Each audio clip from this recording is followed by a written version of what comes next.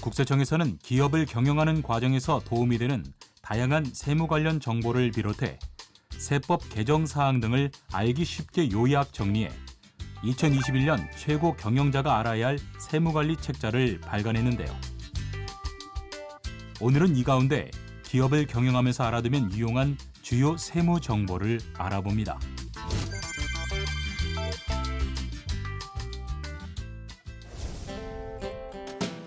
국세청에서는 중소기업의 가업 승계가 원활히 이뤄질 수 있도록 가업 승계 지원 제도를 운영하고 있는데요.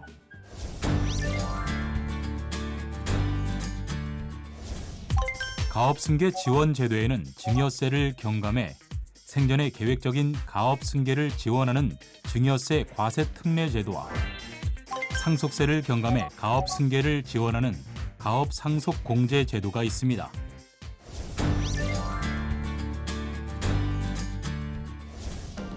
또 납세자가 자신의 사업과 관련된 세무 관련 의문 사항에 대해 실명으로 법정 신고 기한 전에 구체적인 사실관계를 명시해 질의할 경우 국세청으로부터 명확한 답변을 받을 수 있는 세법 해석 사전 답변 제도가 있는데요.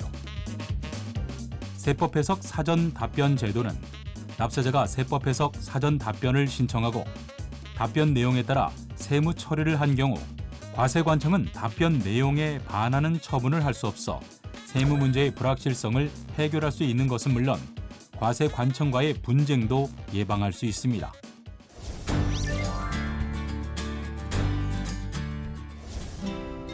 중소기업이 세무 검증과 조사에 대한 불확실성을 사전에 해소할 수 있도록 국세청이 정기 수시 컨설팅을 실시해 기업의 성장을 지원하는 중소기업 세무 컨설팅 제도도 올해 7월부터 시행됐는데요. 중소기업 세무 컨설팅 제도는 직전 사업연도 기준 수입 금액이 100억 원에서 1,000억 원 미만의 중소기업인 법인 사업자가 신청할 수 있으며 신청 법인 중 혁신 중소기업을 비롯해 4차 산업 관련 기업 및 뿌리 기업 등 성장 가능성이 큰 중소기업을 우선 선정합니다.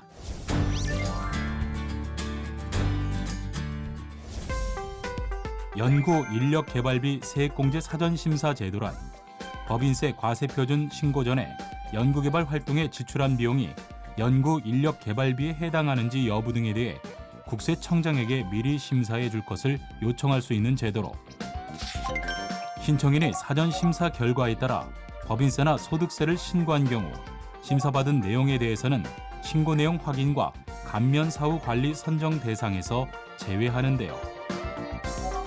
특히 이후 심사 결과와 다르게 과세 처분이 되더라도 심사 대상 연도에 대한 과소신고 가산세를 부과하지 않습니다.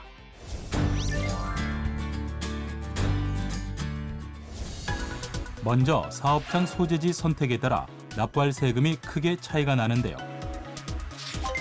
또 사업의 종류, 규모, 종업원 수 등에 따라 세금 감면의 크기가 달라지며 중소기업에 해당하는 경우에는 창업 중소기업 세액 감면을 비롯해 중소기업 특별 세액 감면 등 일반 기업에 비해 다양한 조세 감면 혜택을 받을 수 있습니다.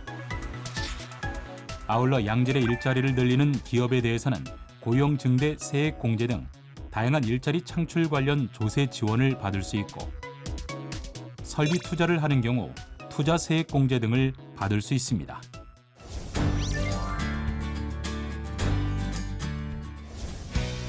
성실신고 확인 제도는 세무대리인이 사업자의 신고 내용 적정성 여부를 사전에 확인하는 제도로 성실신고 확인 대상 법인에게는 신고기한 1개월 연장을 비롯해 성실신고 확인 비용 세액 공제 등의 혜택이 주어집니다.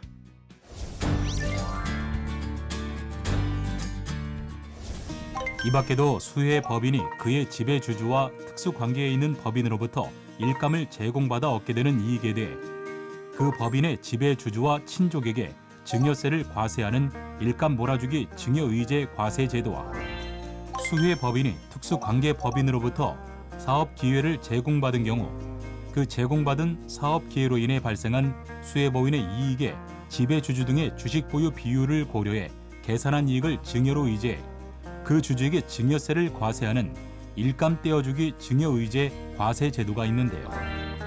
또 코로나19에 따른 소상공인의 부담을 완화하기 위해 2020년 1월 1일부터 2021년 12월 31일까지 상가 건물을 임대하는 임대인이 소상공인 임차인의 임대료를 인하하는 경우 임대료 인하액의 최대 70%를 임대인의 소득세 또는 법인세에서 공제하는 착한 임대인 세액공제 제도도 있습니다.